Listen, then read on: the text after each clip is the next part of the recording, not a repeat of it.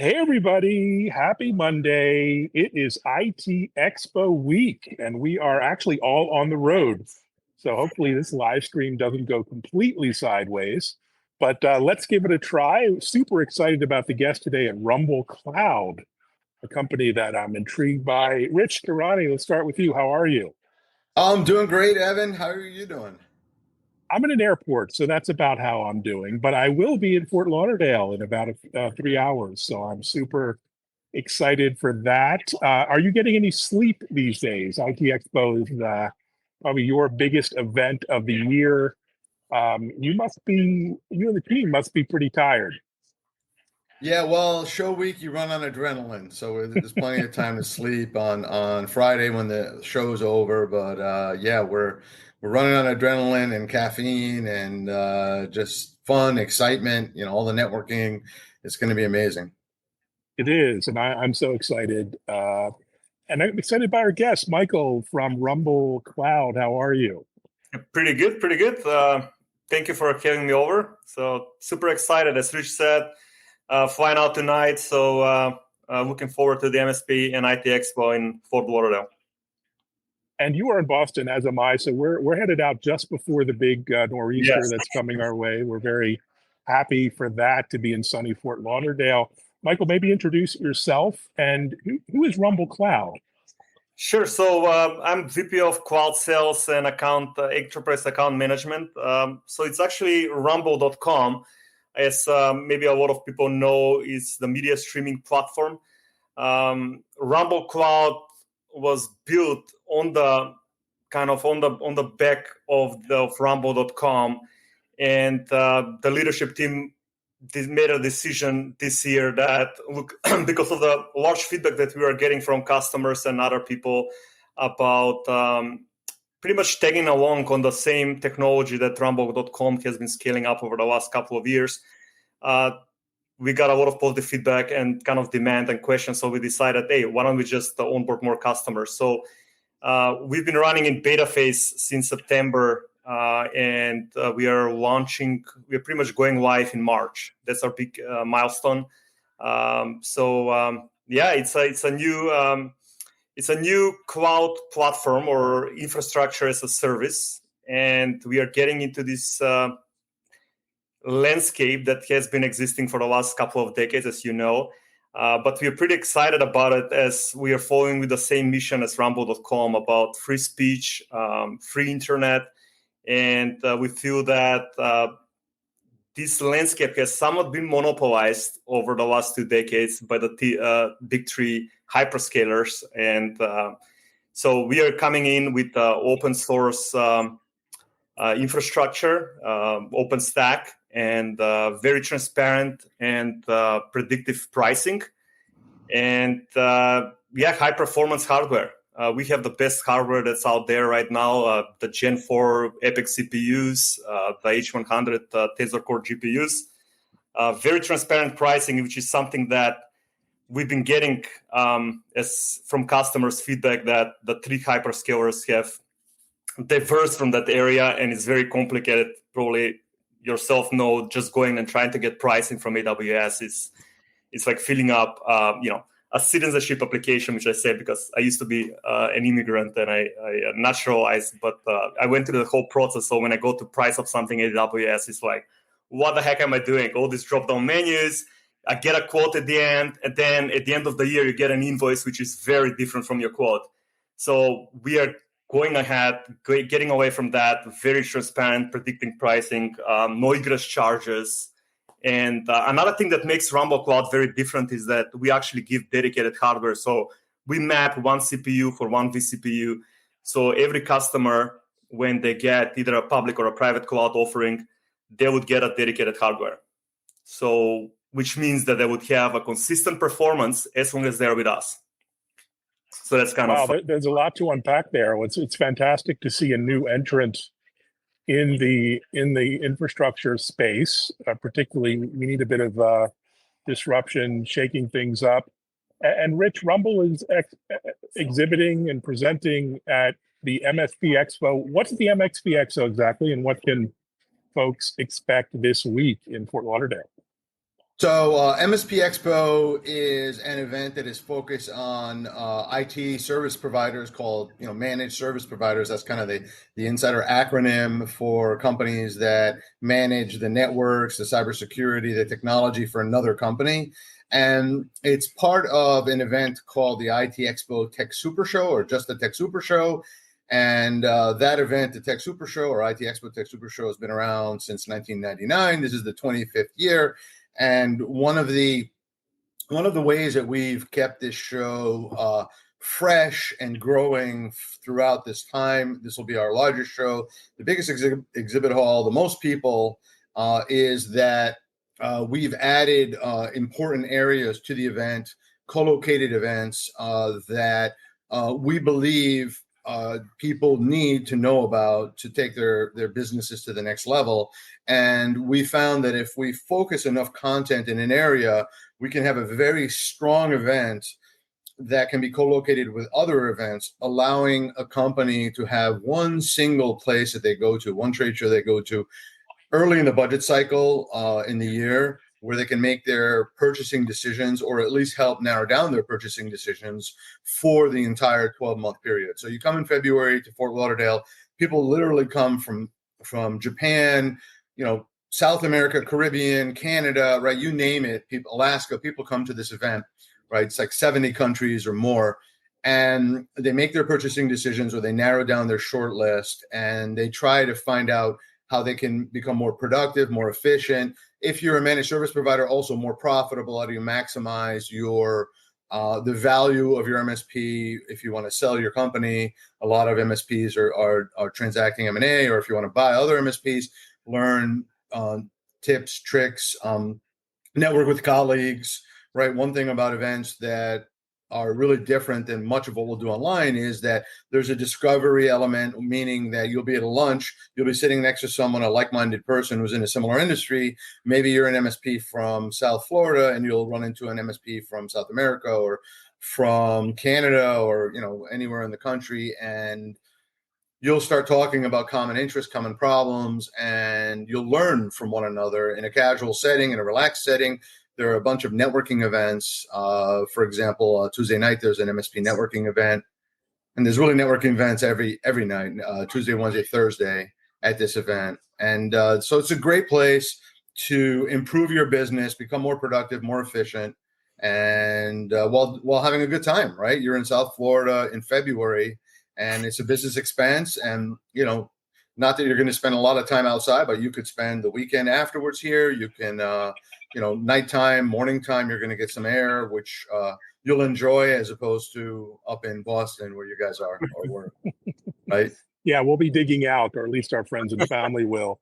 But Michael, what's your goal for MSP Expo? Are you signing up customers, partners, developers now? What are you looking to achieve? So as Rich said, so for the MSP Expo, we are really throwing up a very wide net, and our go-to-market strategy is about 99% of the go-to-market exposure we are expecting to get it from the MSPs and the resellers.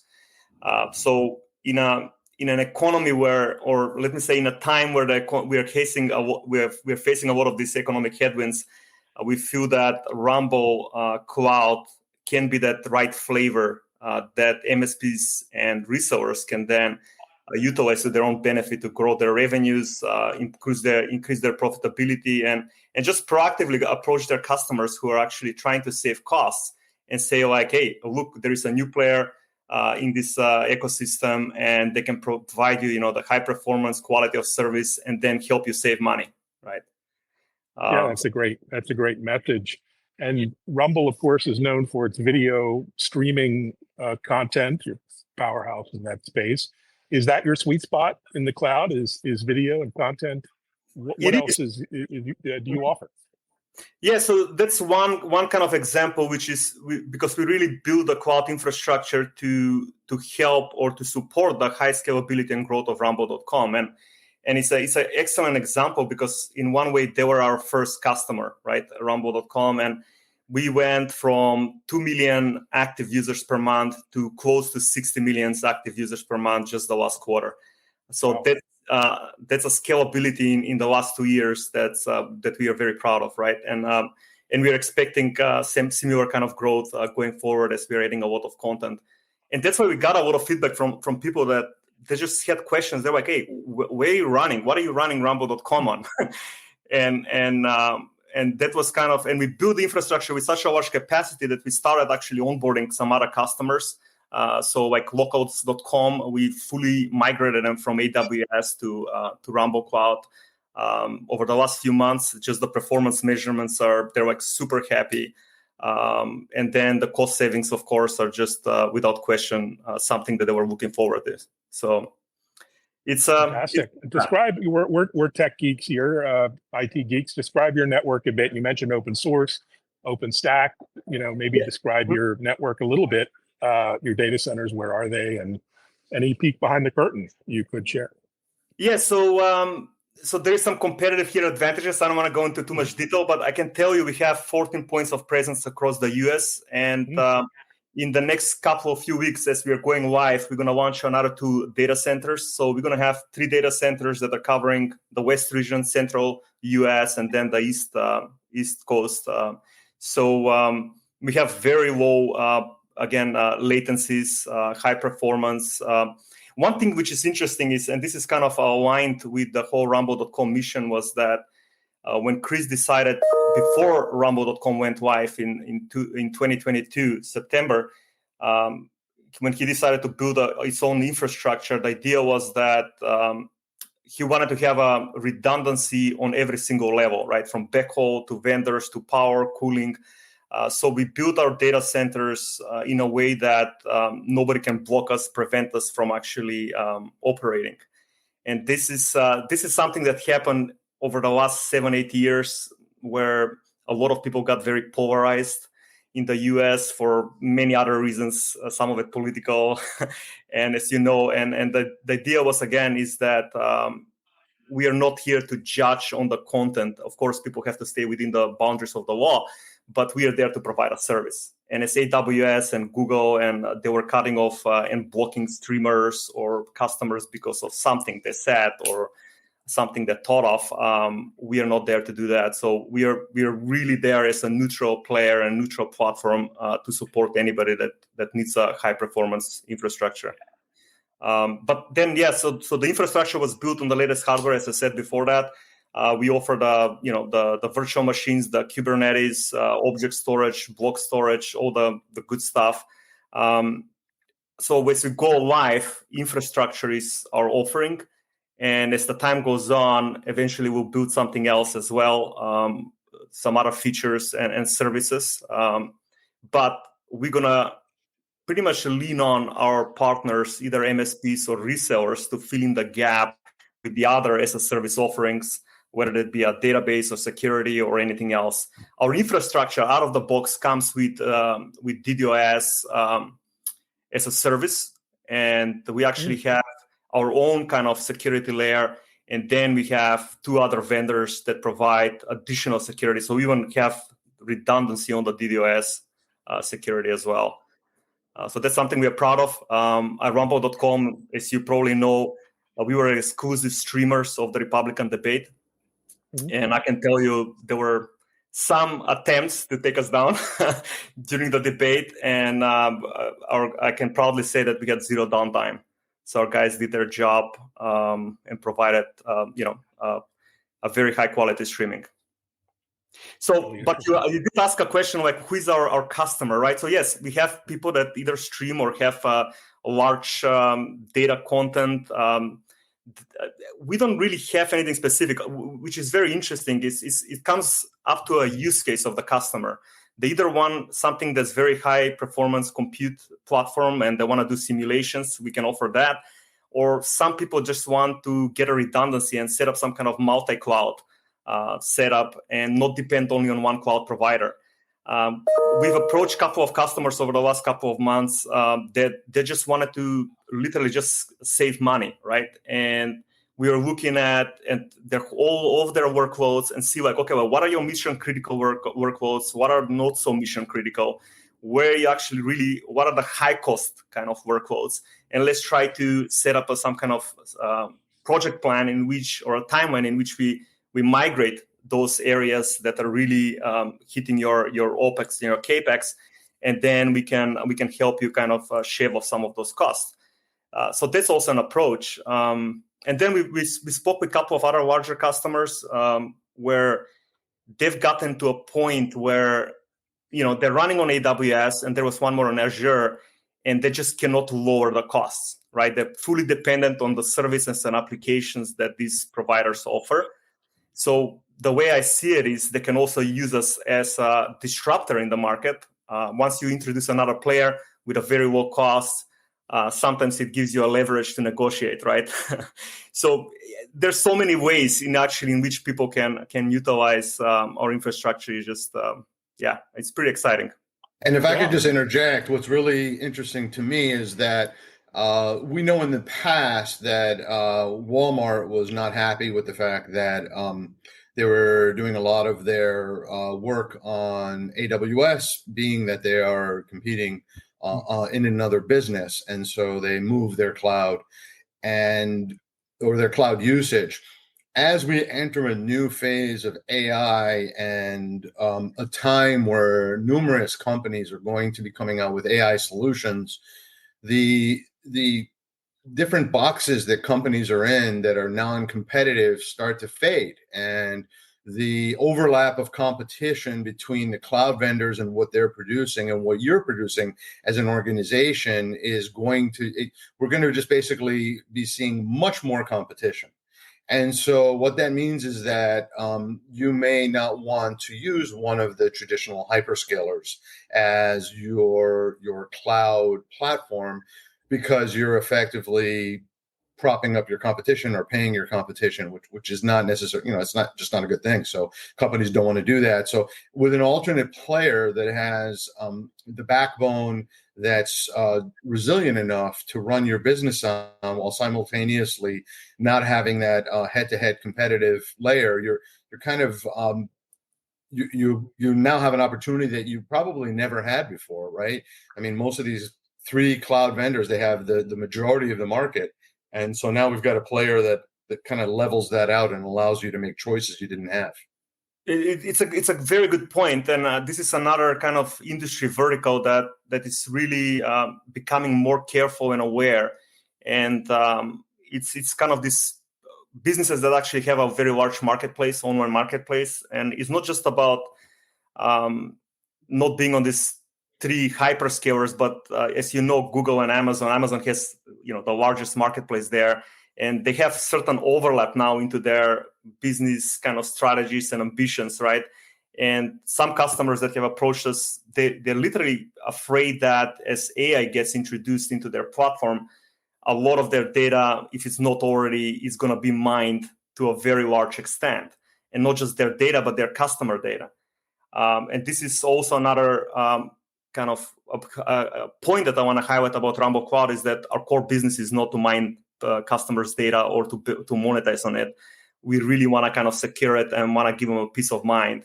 We have nothing to do with selling customer data, as Google is pretty much monetizing on ads and everything like that. So it's very interesting that actually people are approaching it just for those simple purposes of, but very important is about, look, we want to just have a peace of mind and make sure that our place is in a secure data that is not just being resold or mined or monetized.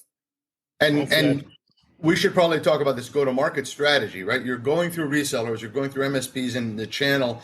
So basically the idea there is they're your sales force, and there's enough savings for them to make some money while simultaneously giving the customer some savings as well. So it's kind of a win-win, right? So talk a little bit about that. Yeah, so it's so this was discussed to an extensive level within Rumble, and the deal was, okay, well, how do we go to a market and how do we scale up and grow very fast, right? So one is to provide a very substantial either cost or competitive offer or high quality offer, but then the other thing is like, how do you get the biggest exposure, right? And you can go with direct sales, but you're going to have to hire thousands of people, and it's going to take time, right, to get the right competence and the right people. And then we started looking at the indirect channels, and this is where we really kind of felt that this is like the right fit. as a lot of these channels have been reselling already AWS, Azure, GCP, Oracle, and giving them this other flavor that's a lot more cost competitive and very high performance. It's kind of an opportunity for them to go proactively approach their customers, like I said, and just offer them something that's very that can help them save money.